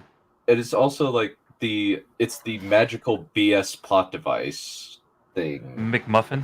Yeah. McMuffin. Yeah, it's very frustrating. It's the idea that none of them should be messing with this Palantir. What I found interesting, and I think The Palantir is a magic telephone and satellite. And like it's We Google don't Maps know and a who else telephone. might be watching. It's the they only get bad in the middle of the Third Age when Sauron actually gets one. That's the only time where they're not safe to use. You morons. Not all of the We were talking about- lost seeing stones are accounted for. You don't know who else might be listening or watching something. One of those two lines. Yes, that is Precisely. it. You know. Yeah. And It's even the then, other day. Sauron is famously not able to like use it exactly the way he wants. Or he's able to turn Sauron, but Sauron intends on betraying him anyway, even though that's a whole thing in itself, right? But with Denethor, he can only erode his willpower. He can't actually turn him. Yeah. I thought you turned Saruman just by word of mouth, like just gaslighting the fuck out of him. Yeah, like, through the Palantir, right? That's how they talk. yeah. Yeah. Like, it's just a telephone. Yeah. It's a telephone, and you can use it to see stuff. Yeah. Like it's And only things Google that are Maps. true. Yeah, like right? I said, it's Google satellite imaging and a telephone. Yeah, It's exactly. it's not this dangerous device until this Third Age when Sauron Exactly. finally gets his hands on the Ithil Stone. And that's only because of his capacity to lie, right? Like he's able to induce Denethor into his, despair because he's just able to show him the truth of his massive armies. Mm-hmm. Yep. It's like if you could see the future, like in real life, is that necessarily a good thing? Does it affect? That should not be a thing. That's a Mirror Galadriel thing. That's not a Palantir thing. You morons have conflated two things that don't go together. I think I'm. Your behavior and would you make different decisions if you knew what was going to happen, if you think you could try to change it? And in this particular instance, the Palantir is as powerful as the rings. We're not sort of dealing in ringland just yet, but we have this. No, it's not. No. Sorry, I was messaging someone. Can you rewind that for a sec? So apparently The Palantir is as powerful as the rings. We're not sort of What? dealing in. I don't think that's that. I don't even think the writers of the show would agree with you. They're probably heard that and winced. The Just rings are Windows XP. infinitely more powerful than the Palantir. The Palantir were made longer ago than the rings, but they are not as powerful. Hey, do you feel so great about yourself now that these are the people that you're in competition with as a writer? Well, yeah, I actually I am. It's like a massive ego boost. And like, oh yeah, I'm like a million times better than these fools. A little bit, yeah, where it's just like, oh, so these chuckleheads are my competition. But also it's the fact that they only got this job because J.J. Abrams gave Jeff Bezos their recommendation. That's the only reason they got this job. Like I don't this, believe that they got it. I believe honestly that even someone like me who has like no experience writing shit can probably do a better job. I would say yes. Why wouldn't? Yeah, if that's the case, why wouldn't Sauron seek them out? Why create the rings?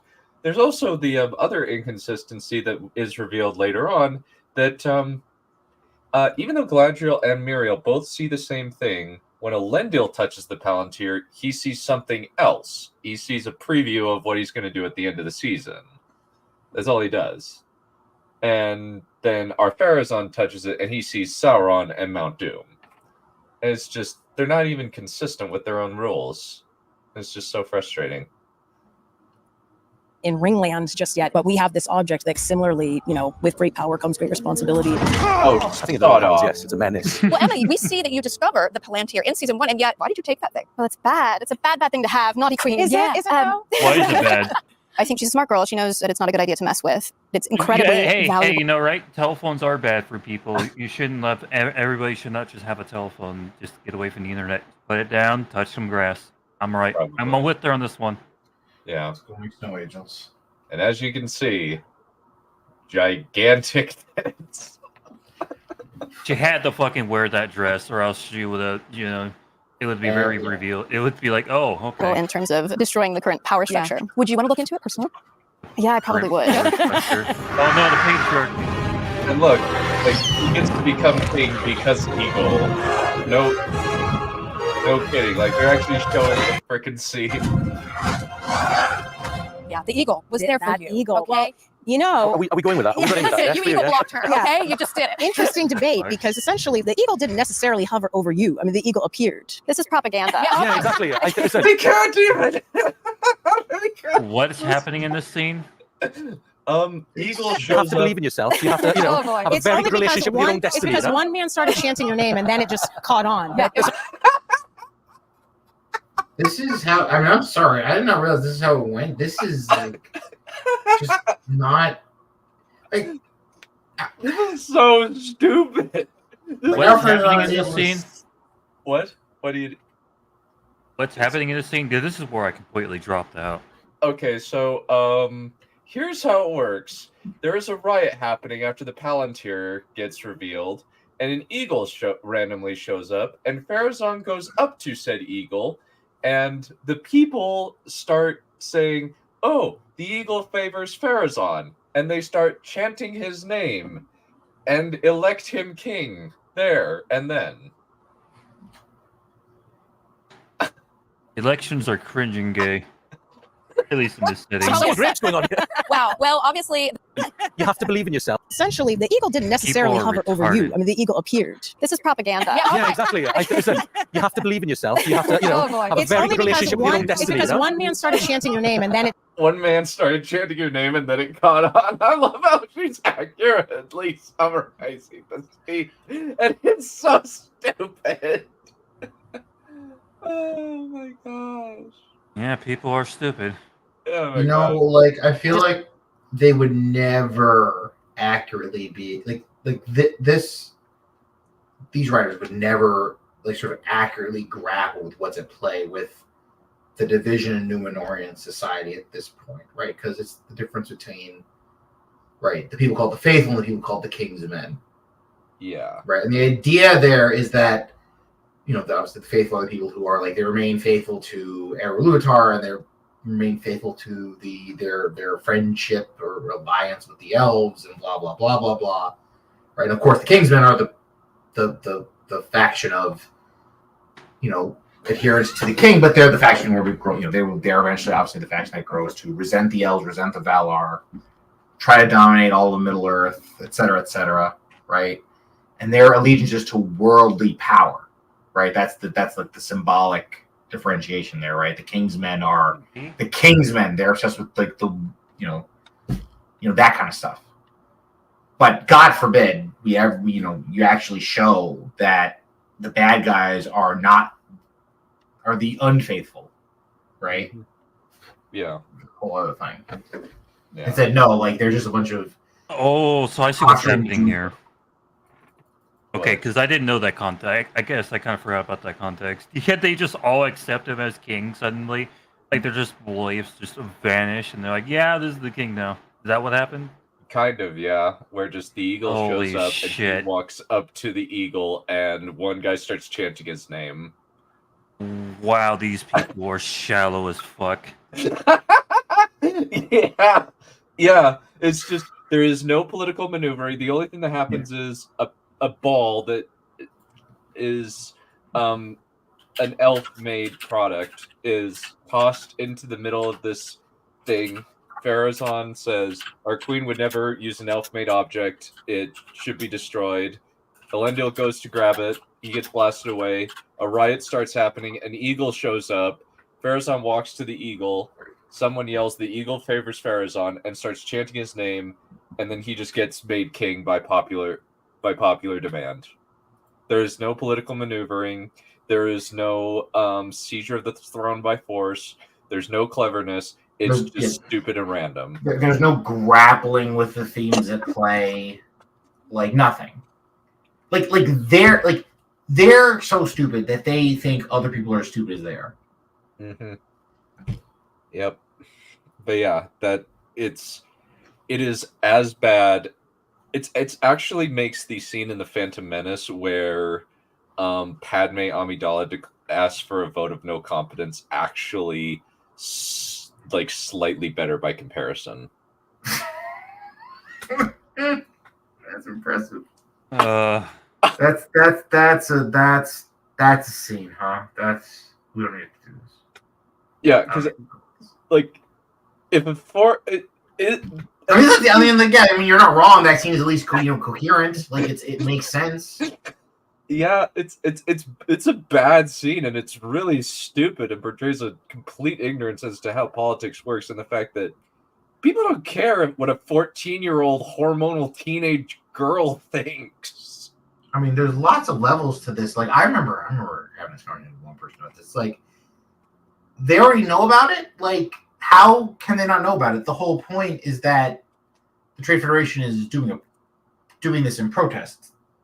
If the whole point of a protest is that people know about it, what's going on here? What is this nonsense? Yep, it's so dumb. I mean, There's there's on. Yeah, there's some grips going on. It's like well, obviously the tension is palpable on all sides. Sorry, what? I apologize. I was breaking down like, yeah, I think like my memory on that is big. I kind of washed that from my memory. But I'm like, yeah, like the whole idea, like you're gonna remove a chancellor from power because some girl said something, even though like all the information is done. It's like, how do you have a functional democracy or whatever when you are just that impulsive? Yeah, and this scene is actually worse. This scene is a lot worse. It's kind of impressive. Actually, I think that kind of works for the most part, but that's how democracies tend to fall, is that they just vote themselves into their own tyranny. Yeah, of course, that's not even like. That's I really appreciate y'all that scene. talking with me, and I cannot wait to see where this political drama goes. Thank you so much. Thank you. Thank you very much. That's it for episode 3. On next week's look inside the series, we get to meet the actor behind an iconic character never before seen on screen. We'll talk to directors Senna Homri and Louise Hooper, Ismael Cruz Cordova, who plays our favorite Sylvan elf Arondir, and the lost son of Numenor himself, Maxim Baldry, will join us. Don't miss it, and I'll see you then. It's After next Gandalf. Listen, when we're celebrating the fact that it's 7 degrees. Oh no! It's 11. It's 11, but feels like. Bring me the beach chair. It was such hard days of shooting. It was wet. It was muddy. I'm rolling in that mud. Give me your hand. I'm going down.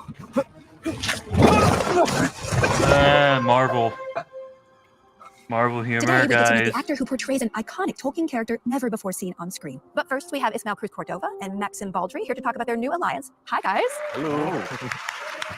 Can you tell us how it felt to be back for season 2, Ismael? You know, I've never actually done a season 2 of How do anything. you feel So it like was such to a be the profound. token black dude in the show? Yeah, the entire series. I feel inspired. I feel, You're nothing but a pawn to these people. How do you feel with your response, sir? Yeah. Experience to know your character and just to take it even deeper. Yeah, Maxim. Well, there's always like a little bit of apprehensiveness as well, tinged with excitement, because you never quite know where your characters are going. So we always get these scripts, and then we go, "What's happening?"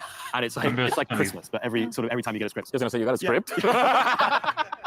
No, we kind of get like a rough overview, but it's obviously until it's in the script, you don't quite know how your story interweaves with others. Can you talk about how Arondir is carrying his grief? I mean, seeing you dazzle, in your entrance in episode 3, and then see the grief on your face was startling. I always say that Arondir is a privileged human. Yeah, I don't know. It's actually funnier. So do you remember the leader chick that the elf guy was in love with from the last season? She dies off screen because the actress decided to sod off to Iran. Sorry, go ahead.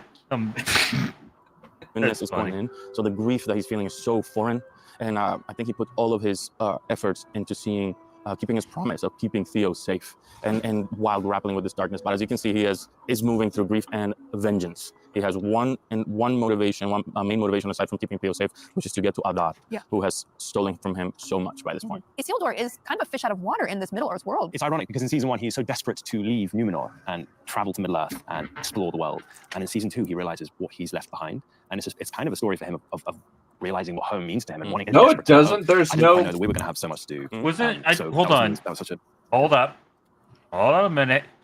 Wasn't Isildur leaving Numenor because of the whole fucking bullshit going on there? Was that the original context? And then they just transmogrified something complete. Fuck these people. I love having you on, White. You're great. Yeah, I just fire from the hip. Yeah. I was nervous about it. By the way, this guy looks like a fucking generic ass soy boy, but he drinks like all the soy milk.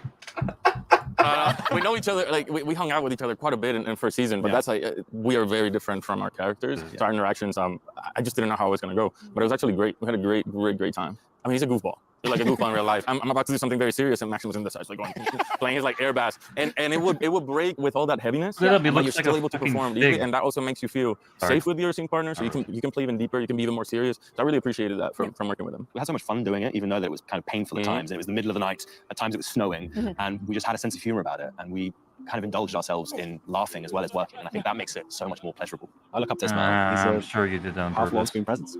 He's inspired many, including myself. Listen, I'm not mad at that. We have to talk about this giant mud trap monster sequence because again, how fantastic was the experience and how much fun was there? There was a lot of mud. It wasn't fantastic. It took a while to decrust after the mud. I mean, they sold it to us. I don't know whether the makeup department told you. They were like, "Oh, it's going to be like mud clay, so it's going to be like a bath, like a spa, yeah, like a spa bath." Don't think it was necessarily.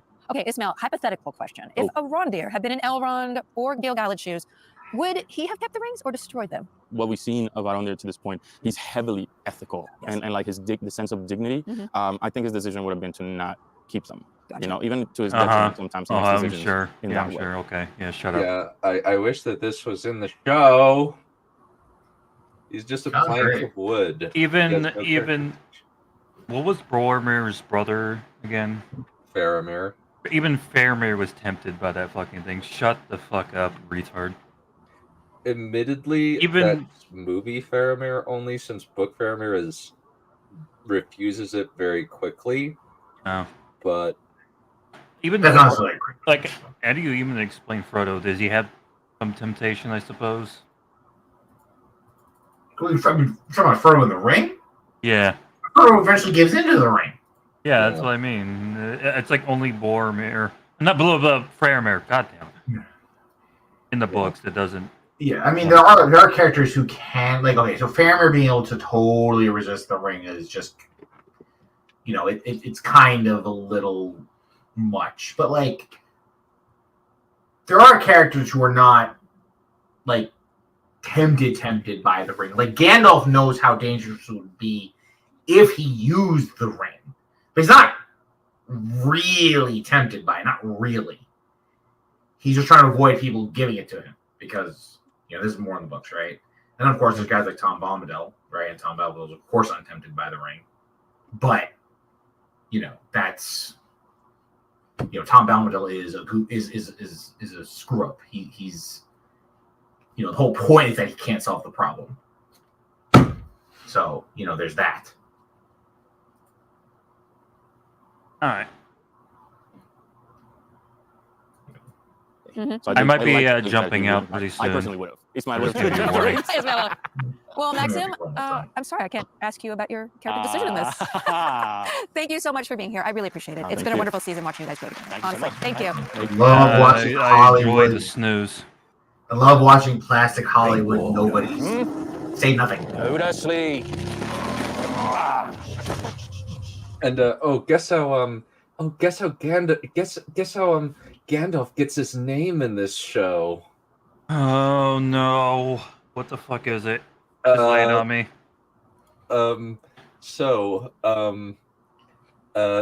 Let me actually pull this scene up because I need to show it to you because I'm a psychopath. Have you guys ever seen the like? After this, I'm gonna be heading out. Yeah. Where it's like, it's J.R. Tolkien, you're back from the dead. And he's like, it's pronounced Jandalf. And just leaves. Wait, yeah, I think I remember seeing this thing, but I don't remember what was said.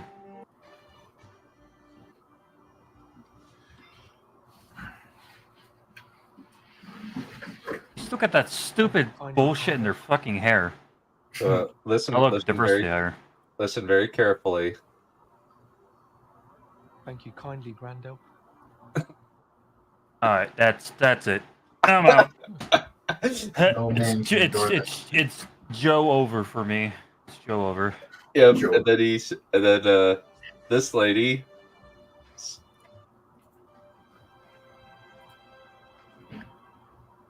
Goodbye, Grandel. Yep. Okay, that's alright. I'm done. I'm back with my bags. Yeah. Packing my ice javelins. I'm done. Yeah, let's. You two have a good one. I gotta go talk with some people on the Discord. You guys have fun suffering by yourselves. All right. Yeah. Bye. Yeah, we probably will continue this next week. Yeah, no, I'm good. I'm good if we're done now. Yeah, we'll finish this one up and then we'll go, and then we'll And all folk used to call me Bombadil. Have a nice I'm one. Bombadil. Okay, no, I'm totally fucking out. This is over. I'm bye. Bye. Tom Bombadil himself, Rory. Why are you Hello gay? there. Hello. Hello. Oh, now we actually get the director and the writer to BS their Roy, way you have through not read this the books. crap. But listen, I'm just telling it like it is, okay? You're here. Yeah, So what did you luckily do? Did you I dive in? How did you? I did. I met online with JD and Patrick, and they said, that we're very excited to ask you to play this role. I went downstairs and I said to my partner, they've asked me to do this part in the Lord of the Rings thing. She said, oh, what part? She has read them. And I said, hey, Bombadil. And she said, do you mean Tom Bombadil? You know, that's my favorite character in the whole of the trilogy. I said, well, I better do it. Yes. And that was the story. That was what led me to it. So I then went and got obviously into the books and saw what a wonderful character it was and what potential it has in this sort of new telling of the story as well. Why do you think it? What? I mean, like, what? Tom Bombadil. Oh man.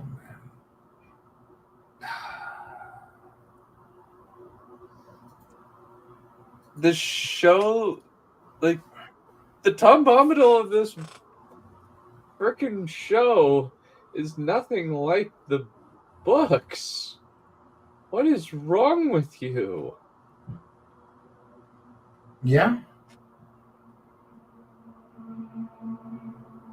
It took so long for Tom Bombadil to make it to the screen. I think what's wonderful within the world that JD and Patrick are creating, they knew that here was this character so rich in potential for driving the narrative forward. Senna, what did you think? I mean, you had scenes with Tom Bombadil as a character. How do you approach that kind of, world building in a way?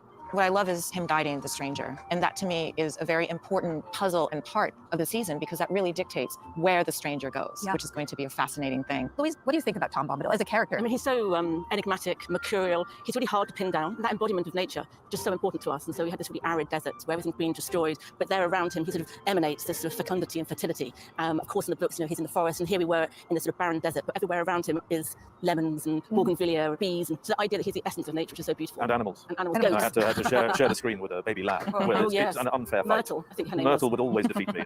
We have to go, but we will see much more of your work coming up. All right, thank you so much. Thank you. Thank you.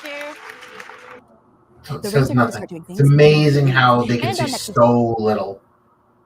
Yeah, it's this is It's so- actually like super. This just pisses me off. Like I wanted some actual bull, like actual, like attempting to justify their own BS. Yeah, and they just haven't done it. I It's know. pathetic. I agree. It's just there's just nothing that it's like it's vacuousness upon vacuousness. It's just like there's no talk about, oh, this is the reasons why we did this. yeah. There's no discussion of the plot. There's no discussion of any sort of even like technical hurdles. Like, oh, we needed to like do something special to make this scene happen, or anything like that. or God forbid we talk about themes. Yeah, it's just, what was your experience on set like? Would you guys do this? And it's just, what? I kind of want to watch the Nerd of the Ring, see if I can find some Nerd of the Rings, the Nerd of the Rings interview that Payne and McKay did, because I want to hear them like BS their way through that. Actually has to deal with like real questions. Sure. I doubt that Nerd of the Rings really, like, Nerd of the Rings, I imagine like he has to softball them because of access, and I don't blame the guy. You got to do what you got to do. Yeah, of course. But and he did kind of say that he was kind of disappointed and a little bit angry, but he said it in like the most like neutered way possible. But I just, man, say one thing, the guy to look into for like real quality Lord, one of the real like quality Lord of the Rings or Tolkien content guys is Stephen Gibb. His name is. He does something called the Red Book Podcast. It's really nice. Yeah, I like Stephen Gibb, but I don't think he's the only like. He's not super active. Yeah, the only super Tolkien person that I know of that's actually covering the show is Men of the West. And Yoyston was pissed. Come on, like, I mean, he was so pissed. He was so mad. Yeah, of course. Like, it's not going to be that. You know, like, what's the hot take on? And what's the hot take on Rings of Power? That's not like it's good, because which is obviously wrong. Yeah. You know, everyone's going to hate it. I mean, like I mean, again, like I think I may have said this before. I don't entirely envy them their task. Like, they are working with, in some places, very thin material, but also that doesn't mean they're not squandering it and they're not doing it right. Oh, they only have these smug assholes for 20 minutes. We got to do this. What? There's a 22. So, I did some digging around. Okay. And Nerd of the Rings somehow got these chuckleheads on for a 22-minute long interview. Ryan Gosling asked Stephen A. Lord of the Ring questions from this one. Oh. Okay, wait. I thought that Stephen A. like the sports report. I'm like, what the fuck are they talking about? Stephen Colbert. No, I was famously like who is one of the biggest like Tolkien fans in existence. No, I know. But anyway, I think we'll call it good there. We got through 4 in 2 hours, which is good, which is okay. Man, I was expecting worse. I wanted worse, but I just got vacuous nonsense. I mean, hey, like, you know, one day we'll go back to like looking at bad Warhammer commentary and be much better. Yeah, sounds about right. But yeah, I think that we'll call it good there, and I think we can only end on this clip. I am so goddamn angry that I just finished yelling into a microphone for about 8 minutes in the bathroom before I got on here so that I could go ahead and not just lapse into a profanity-laced rant that would just get your channel banned. I am so goddamn disgusted, Gary, on so many levels. Okay.